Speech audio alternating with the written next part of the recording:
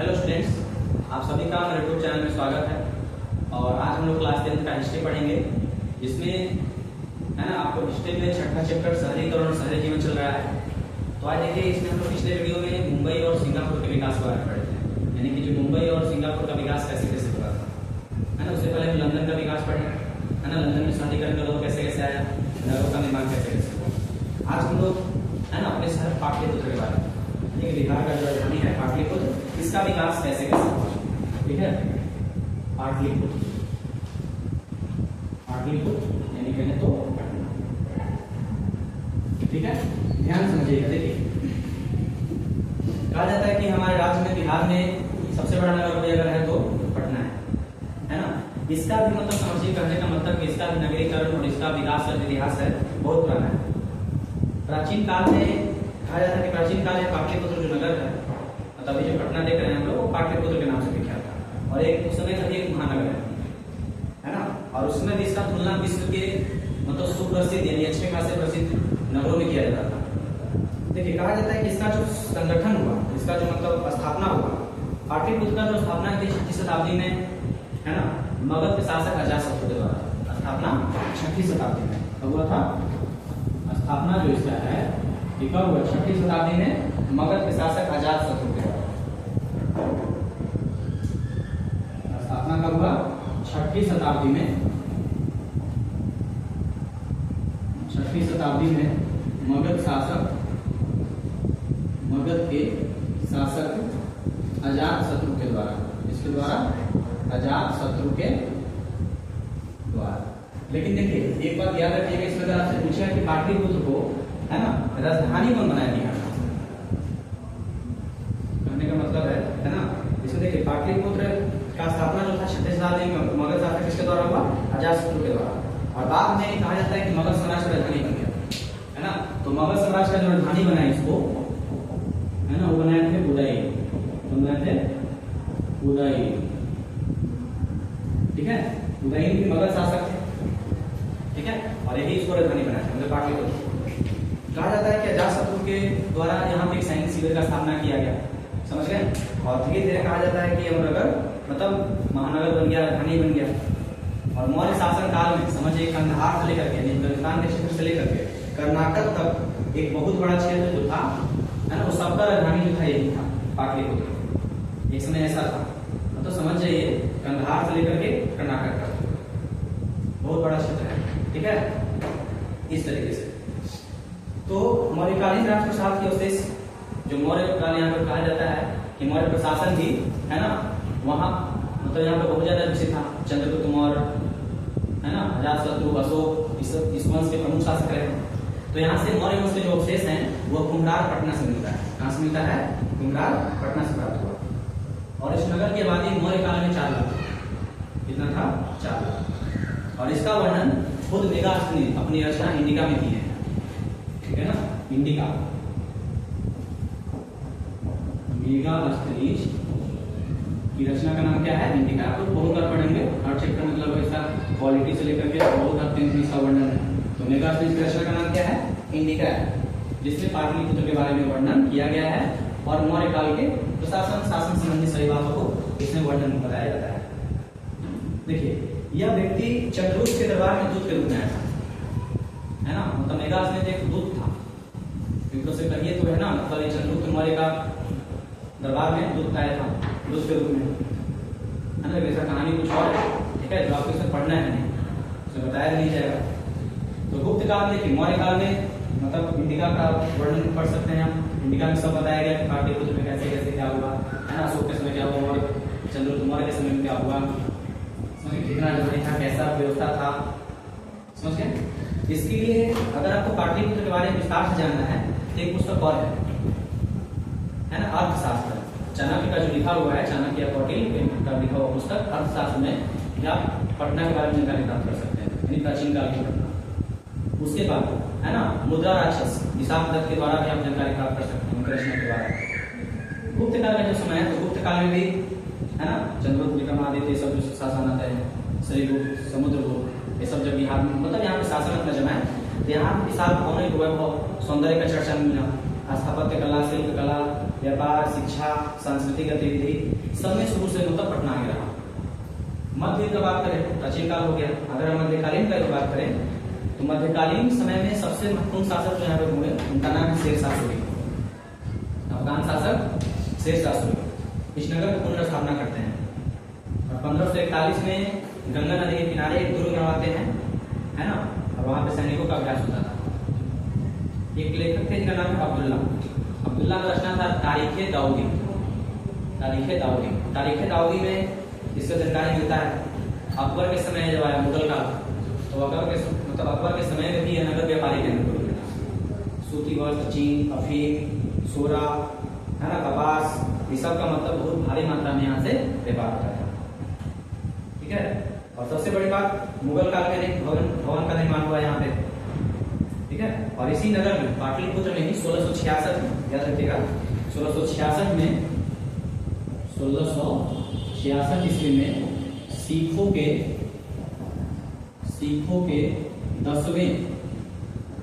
10वें और अंतिम गुरु, सिखों के 10वें और अंतिम गुरु गोविंद सिंह, क्या नाम है, गोविंद सिंह का जन्म है ना पाटलिपुत्र में। पटना इसके लिए प्रसिद्ध है ना, कि सिखों का जो पवित्र स्थल पटना में है। यहाँ पे मतलब सिखों का टूरिज्म है, समझ गए। इस तरीके से बिहार में सोरा मिल सफल हुआ, यहाँ से व्यापार हुआ, समझ गए। इसका एक और रीजन है 1666 में सिखों के 10वें और अंतिम गुरु गोविंद सिंह का जन्म भी यही हुआ, जिस कारण से धार्मिक स्थल यहाँ पे। देखिए 18वीं शताब्दी में क्या होता है, 18वीं शताब्दी में मुगल राजकुमार जिनका नाम था अजीम हुसैन। 18वीं शताब्दी में मुगल राजकुमार अजीम हुसैन ने इस नगर का नव निर्माण कराया और इसे अजीमाबाद नाम दे दिया। पटना का नाम अजीमाबाद भी मिलता है, और पटना का नाम अजीमाबाद कौन करवाया, है ना, मुगल राजकुमार मतलब अजीम हुसैन ने। ये भी याद रखिएगा। 18वीं शताब्दी में है ना मुगल राजकुमार अजीम हुसैन ने, है ना, मतलब अजीम हुसैन ने इस नगर का नाम अजीमाबाद किया, अजीमाबाद रखा, है ना। मतलब इस नगर का नव निर्माण करवाए और इसका नाम क्या रख दिए, है ना, अजीमाबाद नाम दिया, अपने नाम के ऊपर अजीमाबाद। उस समय नगर में कहा जाता है कि नगरों के निर्माण में करोड़ों रुपए का व्यय हो जाएगा खर्च हुआ, और यहाँ पे सांस्कृतिक गतिविधियों परिवर्तन भी आया। अच्छा, भारत में देखिए जब 18वीं शताब्दी में भारत में ब्रिटिश शासन चल रहा था तो उसमें पटना का विकास हुआ, है ना। अजीमाबाद के क्षेत्र से कुछ पश्चिम में अंग्रेजों का अपना गोदाम पहले से स्थित था, है ना। फिर अनाज भंडारण भी होता था यहाँ पे, है ना। मतलब गोल घर के 5 मील के अंदर, मतलब 5 मील पहले क्या था, मतलब यही नगर था, अजीमाबाद नगर है। मतलब पूरे पटना को अजीमाबाद नहीं कहा, लेकिन अजीम हुसैन, है ना, मतलब अजीमाबाद नाम रखा इसका पाटलिपुत्र। उसके बाद इससे 5 मील दूरी पर 1786 में अंग्रेजों के द्वारा 1786 में गोल घर का निर्माण करवाया गया। तो याद रखिए गोल घर का निर्माण कब हुआ था, करवाया गया 1786 में। गोल घर का निर्माण कब हुआ, 1786 में हुआ, समझ गए। लेकिन उसके बाद, है ना, 1774 में जब 1774 का रेगुलेटिंग एक्ट आया, इसके तहत बिहार में प्रशासन के लिए कई व्यवस्था लागू किया गया। इसमें पटना नगरीय व्यवस्था शक्ति का केंद्र बन गया, और धीरे धीरे 1911 ईस्वी में दिल्ली दरबार लगता है, और दिल्ली दरबार में घोषणा किया गया कि बिहार को पृथक राज्य का रूप दिया जाएगा, है ना। बिहार को अलग राज्य बनाने का दर्जा शुरू से डॉक्टर सिरजानी सिन्हा, है ना, बहुत सारे डॉक्टर राजेंद्र प्रसाद, उससे बहुत सारे व्यक्ति जो थे, है ना, मतलब सब लोग पटना को, मतलब कहने का मतलब बिहार को एक अलग राज्य बनाने का दर्जा मांग रहे थे, बंगाल से अलग करने का मांग कर रहे थे। और लास्ट में 1911 में दिल्ली दरबार लगता है, और जहाँ पे निर्णय लिया जाता है कि बिहार को क्या किया जाएगा, एक अलग राज्य का दर्जा दिया जाएगा। और ठीक 1912 में ही, है ना, बिहार और उड़ीसा को बंगाल से अलग कर दिया गया। ठीक है, याद रखिएगा 1911 ईस्वी में दिल्ली दरबार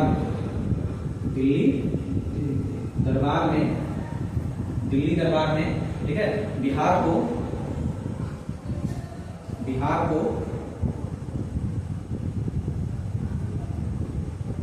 पृथक राज्य का रूप दिया गया।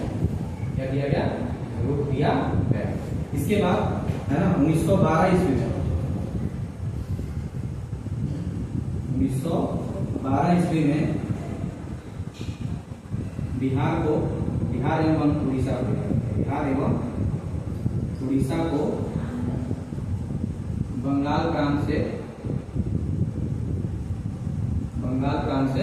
अलग किया गया। क्या किया गया? बंगाल प्रांत से अलग किया गया। बात समझ गए है ना? तो पटना का इतिहास याद रखिएगा, है। इसका स्थापना 6वीं शताब्दी में हुआ मगध के शासक राजशत्रु के द्वारा। यहाँ पे राजधानी बना उदयन के द्वारा। उसके बाद इनका रचना मेगास्थल का जो रचना है इंडिका, उसके बारे में मतलब उसको पढ़ करके पाटलिपुत्र के प्राचीन स्वरूप को जानकारी प्राप्त कर सकते हैं। इसके अलावा अर्थशास्त्र कौटिल्य का, मुद्रा राक्षस विशाखदत्ता, बहुत सारा कुछ करता है।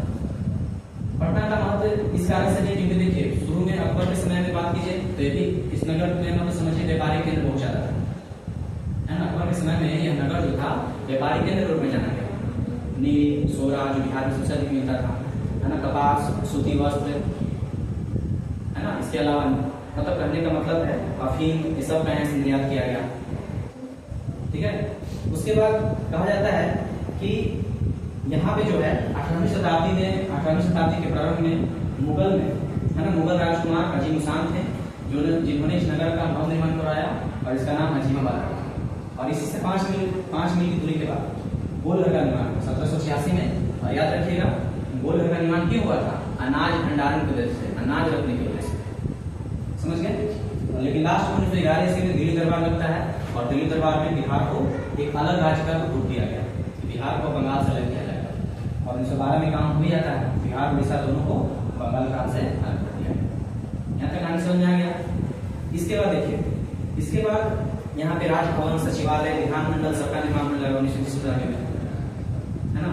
जब देश स्वतंत्र हुआ तो पटना का आबादी लगातार बढ़ते गया, समझ गया ना। इसके बाद यहाँ वर्तमान में कहा जाता है कि पटना की आबादी है 12 लाख से अधिक, इसका टोटल क्षेत्रफल है 250 वर्ग किलोमीटर, समझ गया ना।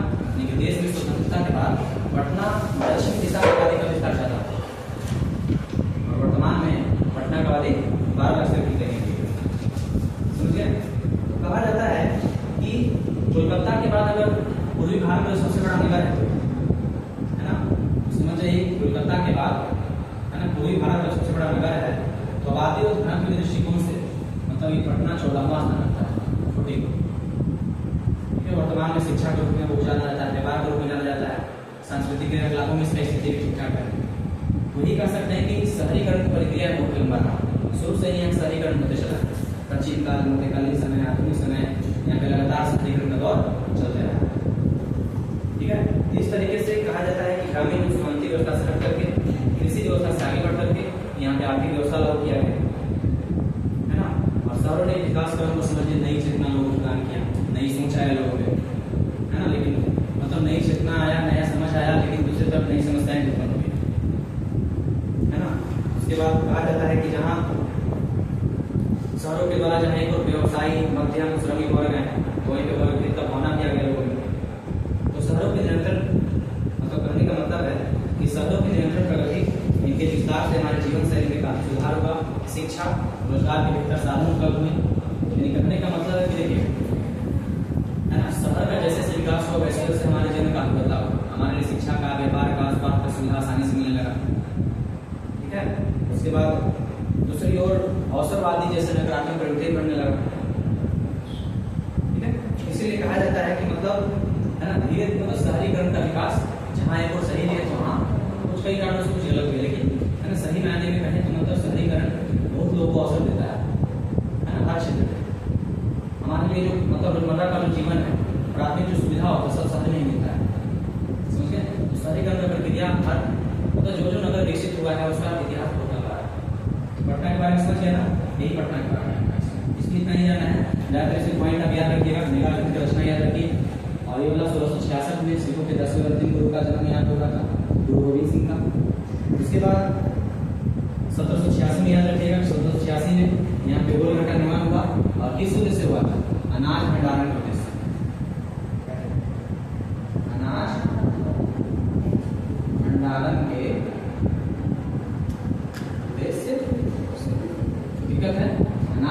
के देश इसका निर्माण किया गया। 1911 में दिल्ली दरबार में बिहार को अलग राज्य का दर्जा दिया गया है ना। 1912 में बिहार उड़ीसा को बंगाल प्रांत से अलग कर दिया गया। समझ गए? यही आपका पढ़ना है। इस तरह से चैप्टर जो है आपका खत्म। ठीक है, आपको अगले दिन है ना आपका जो अगला चैप्टर है इसमें 7